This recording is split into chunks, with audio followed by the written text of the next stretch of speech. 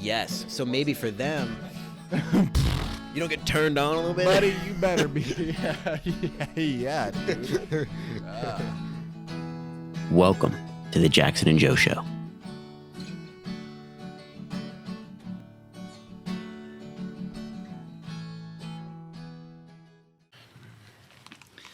I like the headset. Yeah. It's so much better. It's just something about it. Yeah, it's nice, man. Hearing your voice. It is. Because, I'm also... But normally I don't like to hear my own voice, so it's like... I know. I don't know. I think weird. I think it's hearing your voice. Oh, it's hearing your voice, too. Yeah. That's actually a great point. Yeah, because your Twitch stream, I'm used to that.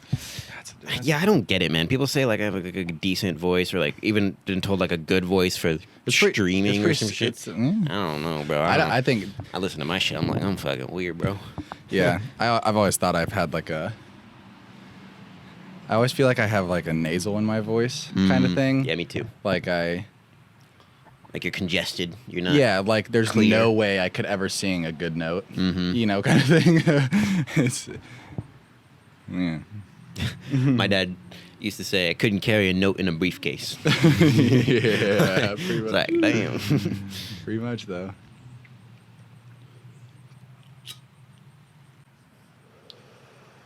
Right on. Yeah. I actually didn't watch a whole bunch of the debates last night. I actually didn't at all. Did you? I saw, actually, it's funny, I got back from, where were we? You ever play Ash? Just on that concrete. Okay. No. I got back, and right when I saw it, right when I walked in was when the fly was on his head. Like, literally, I was like, there's a fly on his head. That was the most notable thing that I saw from... Which is a shame. The reactions. Actually, although I've, from what I've gathered, it was more of a debate than the... Because the other thing was just a shit show. It's a fucking shout match. Yeah. More or less. It's just that these two don't have much this was a lot more controlled, a lot more... This isn't as much of a... It's not a primetime boxing match type of thing. This is really, more... This is like, okay, really we actually not. hear something, please. Yeah, for sure. But even then, it was like still not... so I talked to Kieran about it, and she's like a lot more involved in like it than I am. Sure. For me, like, this is not great to, I guess, say this, but that like I'm pretty much well decided that I don't necessarily want to see another 4 years of Trump. I think I've seen enough. Sure. So like that's my thing. So like nothing's really going to change in terms of the debate. I've also seen both of those guys talk enough to understand who they both are and what I like and don't like about both of them, Donald Biden and Trump. Yeah. So I didn't watch the first debate. I just watched the recaps and clips and whatnot. And then the vice presidential debate is even less consequential. So for me, it was never something that I was going to be super tied up into, but Kieran is, and so I get a lot of my information from her, and she said one of the things about last night is that with Biden having such a large lead, she thought that Kamala's strategy was just to play it safe.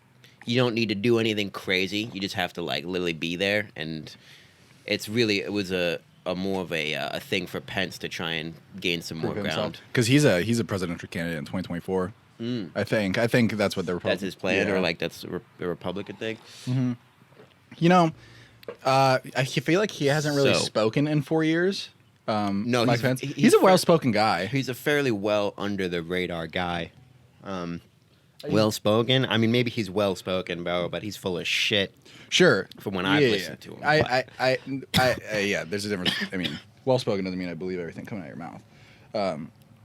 And there's also, there's just points in every one of these like conversations or these debates that like, fact checkers are so accurate, so fast, so quick with it that people get called out for incorrect information like that. So Mike Pence and Kamala Harris got called out for incorrect information in what they were saying. Same with Joe Biden and Donald Trump. Like, they're saying swayed facts to what they want to like get the point across, and they're like, well, no, but everyone has a side to each statistic. Because if there's a 60% outcome of some statistic, well, there's also a 40% outcome to that statistic they're not hearing about. Yeah, for sure. No, data and statistics are actually really interesting. I had a really good stats teacher.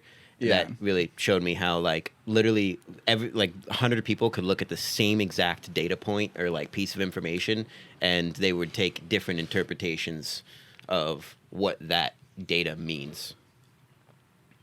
Because you can argue like so many different sides of a point, like or sides of a thing, like to that could seem logical.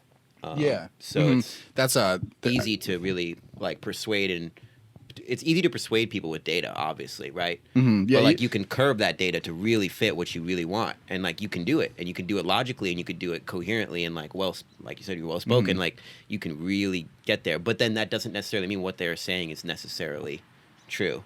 But then everyone has their own truth. Dude. You know the thing that's like 88% of statistics are made up on the spot. Yeah. That's more so, I feel like, indicative of the number is so powerful. Like you can get any point across with like just the right amount of percent in a fact, regardless of it, even if it's close enough or even if it's not. But like, you know, anything above 60% is going to convince someone that, oh, that's the and majority. there was a quote that this stats teacher that I had, he had posted on his thing. It said correlation does not mean causation. And I think that's a big thing. People will just correlate the data and say, oh, well, this has happened and this has happened, so that must mean, and they can infer without actually. Yeah, there's very few things in life that have, you know, Direct. it doesn't have direct causation. Like, and I think that's where tobacco smoking, nicotine addiction, like, or things that are addictive, they have, you know, concrete. I'm about to make up some percent, right? Sure. But there is that percent that is, it's a fact that those things are concrete. That is, you're going to get addicted or you're probably going to have harmful damage to your body if you do this. We just look at the numbers. That's what the numbers say anyways. That like, yeah, exactly. A large percentage of people that smoke nicotine and tobacco over their lifetime get all types of cancers and all different have physical health, complications, or mental complications. But that not just those. That's just an example of things that are like concrete. Yeah, exactly. I don't know. Yeah, it's interesting. Yeah, it is. And then but then I could like argue like, oh, but then there's people that, you know, they smoke every day and they're fine. They just and they're the outliers, for sure. Which is why people say correlation doesn't necessarily mean that's the cause. There is just a correlation coefficient. There's a large coincidental factor going on. How significant? How correlated is it? Yeah. No, there's lots of confounding variables. A lot of things that go on in our lives. Facts. We don't even know about. Dude, I read this thing right before you came over. There was a plot to kidnap the governor of Michigan and overthrow the government. They arrested By like who? Some random militia. They arrested 6 guys in like a massive plot to kidnap her and like overthrow the. Obviously, it wouldn't work because they got caught and like people are fucking. One that's you're not gonna overthrow the state government because then the country gets involved. It's just unless you're Texas, you have no chance. Like you think Delaware's gonna be like, you know what? Is there a large enough people that would try to? More so, is there large enough people who are willing to sacrifice their life for? And that's yes, as a country, yes, as states. I don't think there are enough people to get involved to where they could actually make a conquerable difference. And when you're trying to conquer a land, what would they try? You're going to get fucked on. True, they could. And it's happened before, and we should expect it to happen again. And it's happening. It's going. More. It's going to happen with Texas, guaranteed. They're gonna get out of here. We're gone. Yes, dude. That people joke that Texas wants to become their own country in. What's the word for that? Maybe they should make it 50 states or like divide it more. No, it should be unified more, really. You know, when you look at like Russia and you break it down, like they have countries within Russia, basically. Like different cultures, different types of people. Literally, so different. They call it regions. Yeah, they have boundaries. They just don't call them countries because they want. Yeah, and that's the thing. Like states are as big as countries, but population-wise, no, they're not. Like if you wanted to make states. Some. I mean, you have New York, California, Texas, like big populous areas, Chicago. But these places, like Kansas, if Kansas were to be its own country, it would be it's a very rural, very small, it's empty country. Yeah. You know, they're in this population, then they're in Wichita, and like so the same with Missouri, it'd be there in St. Louis, and you'd be like, oh well, that's not really. Let's go conquer that country. Let's go have a And war. let's nation conquer war. all 50 of these, and we're just back to the USA. Back to the USA. It's like, damn, all right, well. So that's why the unification. Because that's what it was. Well, actually, it was more deals. But- That was business. That was, Louisiana Purchase, and had to do with selling the Spanish lands and the French lands and the quotas. There's this whole setup that goes along where it is conquering, but then at a point, it just becomes, hey, divide, let's do some conquer, business. unify. Let's do some business because we're done fighting. How much is your country worth? But and then, now, so then it's just turned into business. So then it's just which is like, all it is now. Exactly. Because Which now is we're make in more debt money. to countries. Yeah. And it's like, It's just who we can own make you. more money. Yeah, Yep. yeah. So we're here. We're doing that. We're in process. We're at that. Yeah. We're at that stage. Yeah. It's funny, people have thought about this in like the 10,000s of years that humans have. That's I'm thinking that too right now. Which is so That's just funny crazy. because they've always known. It's That's always what been the this same. book, The Immortality Key, I The bet. Secret History of the Religion with No Name by Brian Murasaku, with forward by Graham Hancock, notable Graham Hancock. And all these civilizations before Jesus was ever born has had these oracles, these proper economies, these communities, these, we can make transactions, we can fight if you want, or we can make, we can have these deals. People were rats, people were kings, saviors, all these things existed. People have had our thoughts before and implemented them. Maybe not as technologically or as modernized as you would think, but it's all happened before. People have sat here and, this is funny. This is hilarious to me because there's this place I was saying, so in like 4th and 5th century BC, so before Jesus ever was even a person, Aristotle, Plato, Socrates, these people, even other names I can't think of. They went to this place called Eleusis. Eleusis was a oracle spiritual ground. It's where Eleusis. It was where Aristotle, they would go. It was led by this woman, a woman who has, as far as I know, no name as of yet that I haven't learned. Hopefully, maybe there is. I haven't learned. But these women would make this potion. It was a spiked wine. It was or a psychedelic beer they would make, where they didn't even know wine had an alcohol content until the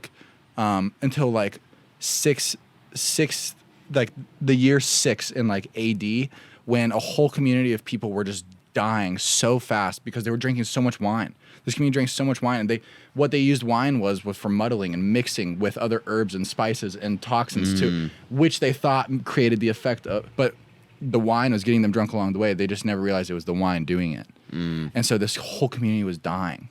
And it was because they were all alcoholics and they were drinking so much wine. They were dying so young. And then they realized, Yeah. it's the wine. It's not what we're putting in the wine. And so what would happen is these Aristotle and Plato and Socrates, they would go to Eleusis, and this woman, this oracle, would create this wine concoction with what they think was something similar to psilocybin or ergot or ayahuasca. Actually, I think ayahuasca is created with ergot, which is a root.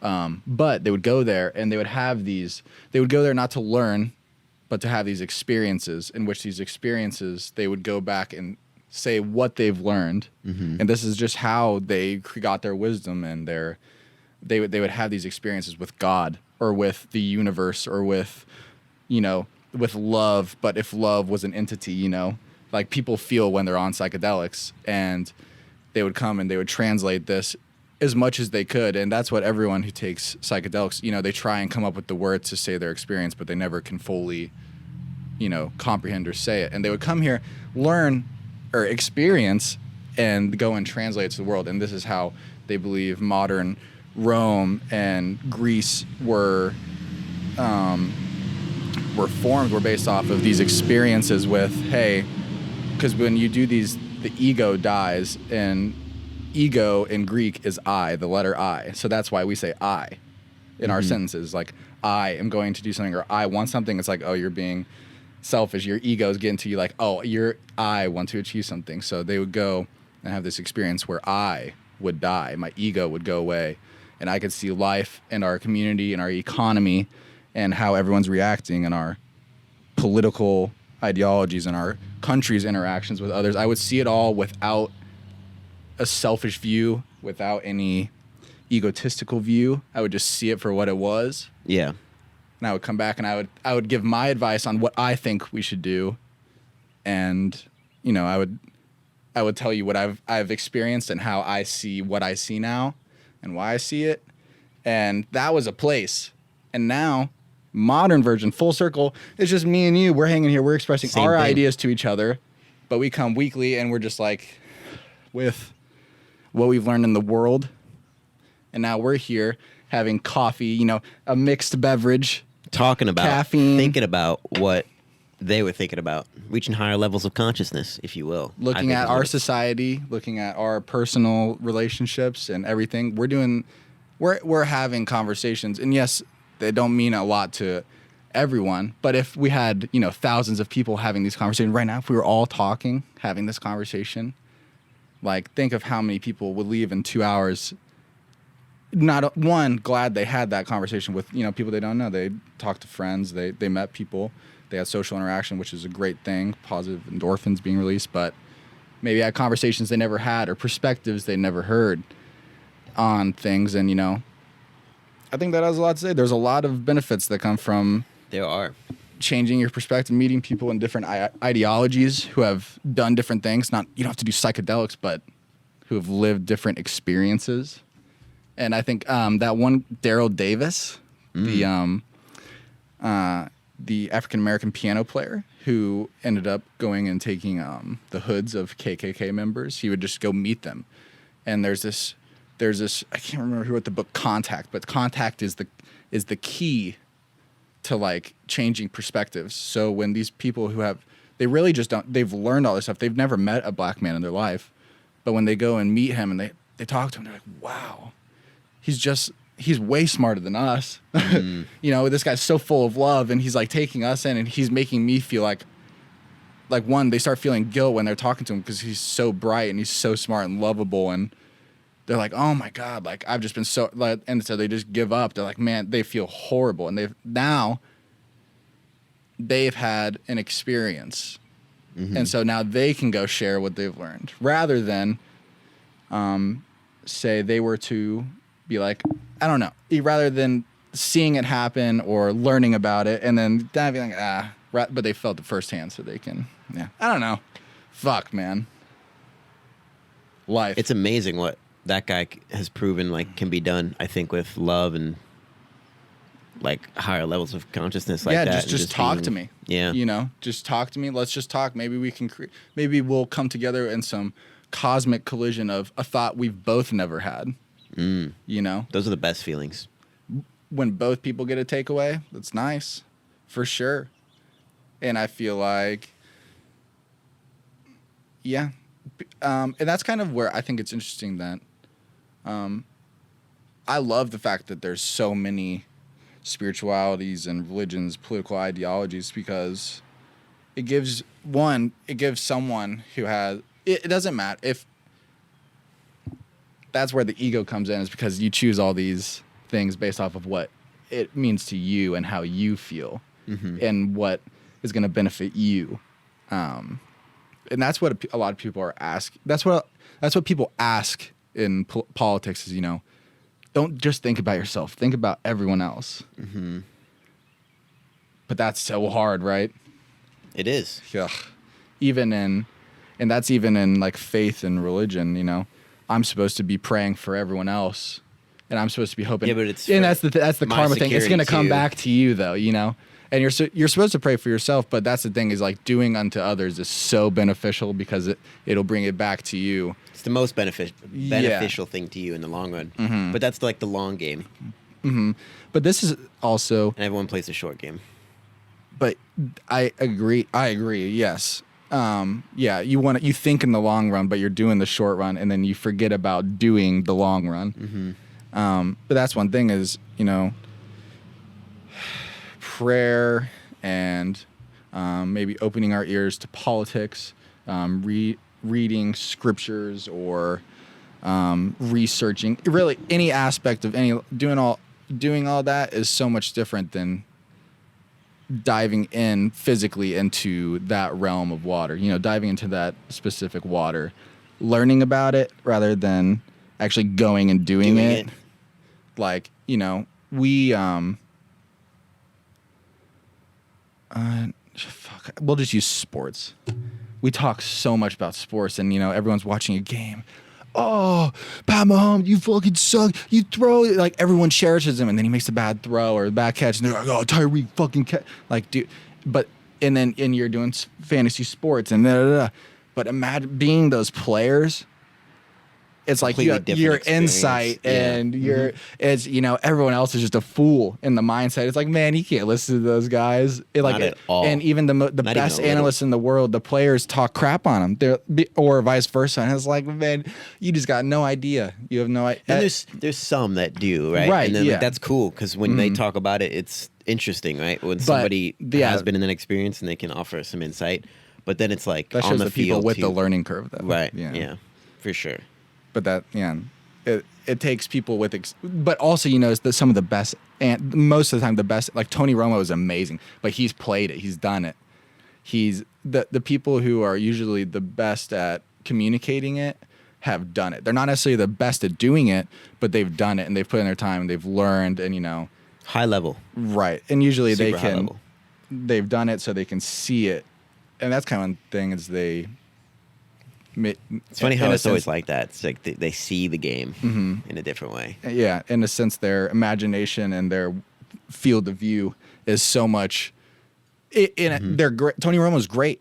I don't know why I'm using him. He was a great quarterback, and I loved watching him. But he is so amazing at commentating, I think, and seeing it before it happens. So many people complain about him, and I don't get it because he actually has, like I said, a super, and like you're saying, he's a super high level insight. Yeah, dude, he'll literally call there's videos of him calling the play right as it happens before it happens, though, and he'll be like so many times. Yep, and he'll be like, oh, long. I don't even know, oh, this is going to be a slant throw. This is going to be a run. And he's like probably going to get about 5 yards. And then he literally calls it to the dot. He's so good at it.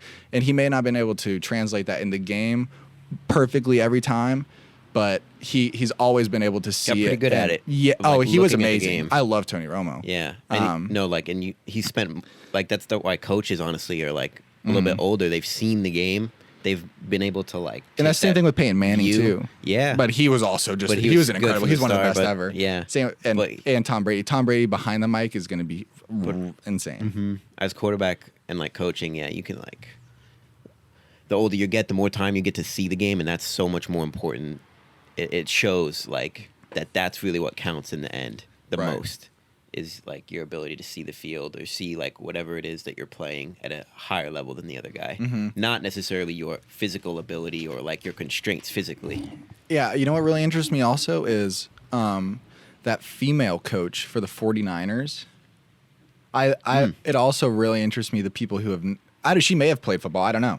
But people who if she hasn't, I don't know. Anybody even if she has, but like people who have maybe limited experience, how good of a coach they can become. Yeah. Which as a player, you become a skeptic, I feel. You're not sure. How can I listen to someone who... has Bill Belichick ever played, Yes, he did. Did he? Yeah, he was like a lineman. He was a fucking baller. NFL. Yeah. Wow. Who would have thought? He seems short. So it's just... But football's different back then. It's not anywhere the same. Yeah, for sure. That's interesting. But yeah. But I guess, that can... that can translate to gaming too. Once you start taking it, it's funny. People mock it when they never do it. They're like, oh, just spends his time playing video games. Then you don't see the moves that are really being made. Yeah, people don't understand that video games are... It's just it's accelerated. It's broad. It's every game is chess. It's this piece, this piece, this piece. We're conquering a certain thing. It's a game. Yeah, there's lanes. There's what I saw. So chess has 32 branch tree moves that you can make. There's 32 trees you can branch off of. Whereas this game, it's a different Chinese Go. It might be called Go. Something Go. That's short for the actual name. But there's like 252 tree branches, which is just insane because chess is such a complicated game. and it's like widely regarded as like it's such a genius game. But this Go, I wonder how many branches like like World of Warcraft or like CS:GO League, would have. Because League's champions, the amount of champions you can pick from, there's so much, and that's why. Yeah, being called a nerd is such a funny thing because, dude, it's like.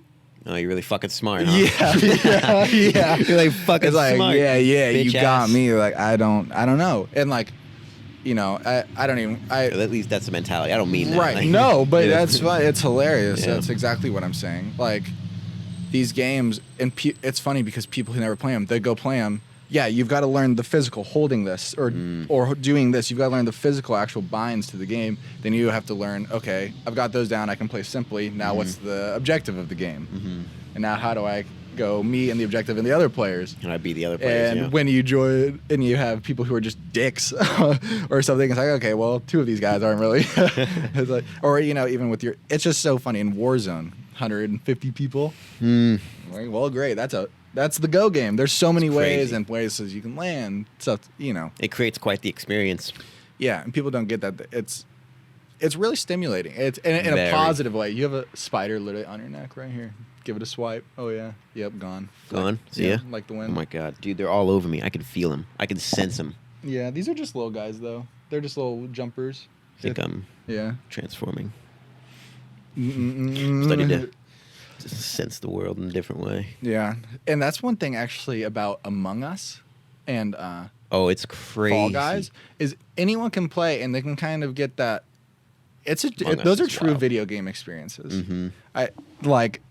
It's Castle Crashers mode. It's a 2D game. It's Pokemon styled, but it's it's a puzzle. The game against people. Yeah, and it's a start. I don't know.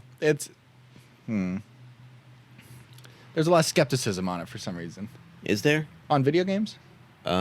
Yes, but I guess I live in a world where everyone fucking loves that shit. No, I am all too. about it. Trust me, and obviously you are too. Yeah. So it's and I don't give a shit. But it's just it's funny because like people think it's like a time wasted, but then it's like the people saying that are like, bro, you're just sitting on the couch for 3 hours while you debate what you're gonna do.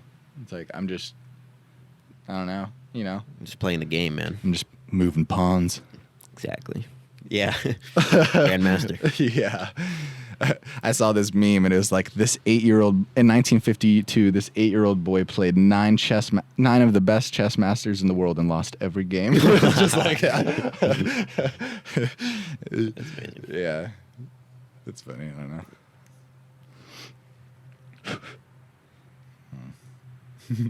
know.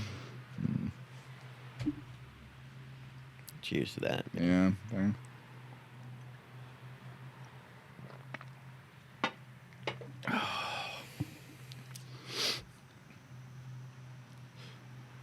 Yeah. Gretchen Whitmer, FBI thwarted plot. The plot involved reaching out to members of a Michigan militia to violently overthrow the government. That sounds fun.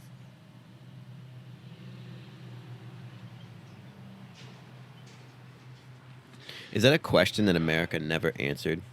It's like, you have the freedom to like make a militia, like that's your and literally take over the government if you want. Like that's what the whole thing was built upon.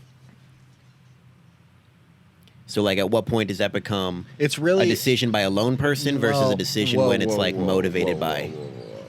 What if that's like funny half the because country is like is down? Like it's funny you say that because it does seem as though it's written as if the government's got to start the government's got to become tyrannical. That eventually it has to become tyrannical. It has to. I think that if it starts, if it becomes, which some people might see it that way. What do you mean tyrannical though? Like in the sense that it's a tyranny, or that it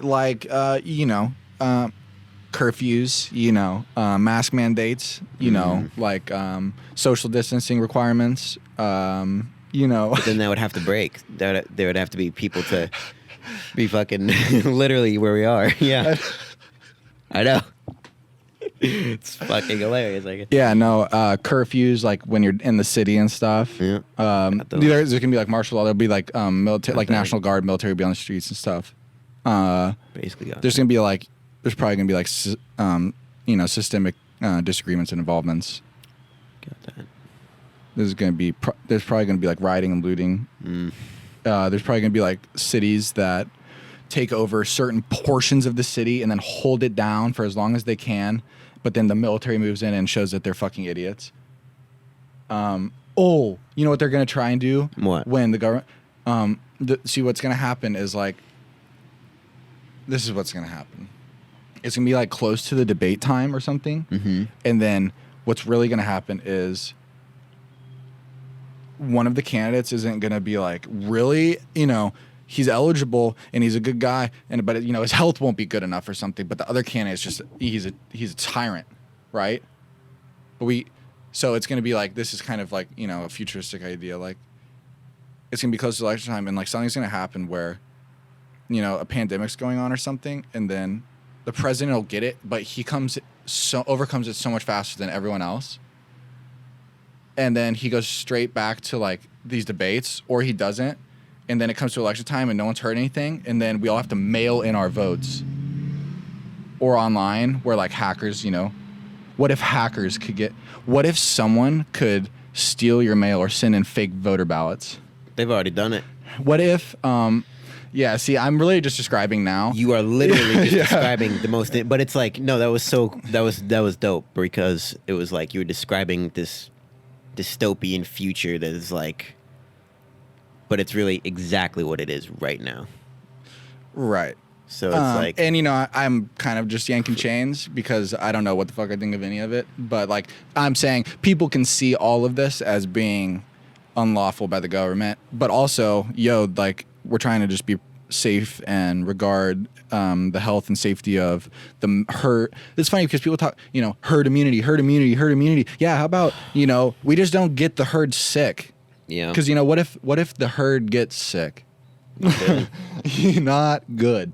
Then you have to do something about it. Right. And, as they're showing, it's not as lethal as they think. Currently. But it's as contagious as they think. Yeah. It's a scary thing because, I feel like I'm not sure correlation is not causation, but contagion. I feel like the faster it can spread, I feel like, the more it's like a fungus, the more things it figures out what it can build to and mold to. Like the flu, it's evolving every year. So, but it's not, and they even came out with a study. I saw that like the flu is not as deadly as the coronavirus is what it said maybe. Or maybe it's the other way around. I don't know. Damn, I can't say that. Forget it. Scratch that. But flu evolution, Yeah, it evolves even faster than like a year. That's why sometimes you have like, but that's what say like multiple, or they try to get multiple in one like thing. But see, COVID, they said evolves faster. Because there's so many different strains already of COVID. Because COVID-19 is just one strain. I did see that as well, that there were multiple that were have evolved within the past couple months. And see, that's kind of, I feel like, maybe there's a viral communication type thing. There is. It's a relationship. It's where life. It tries to find the best host. So it's the best host, or more so like it hits so many people, it figures out the average weakness or something and then evolves. It does, yeah. And that's what your body's doing with antibodies. It's microbially adjusting every second, figuring out some homeostasis. But it's who knows? Wait until this coronavirus makes you want to see your loved ones and hug everyone and go out and be sweaty. Oh yeah, I remember you talking about the social. Yeah. It's just crazy, man. Influence it could have. Yeah, you could get just so smart, change one little aspect of a neural pathway when you're sick. You get to make you do one thing to go touch somebody. Agitated, but instead of getting groggy and agitated, you get like lovable, or you get a little like huggy. You get like slap happy and like, what's up, guys? Yeah, touching everybody.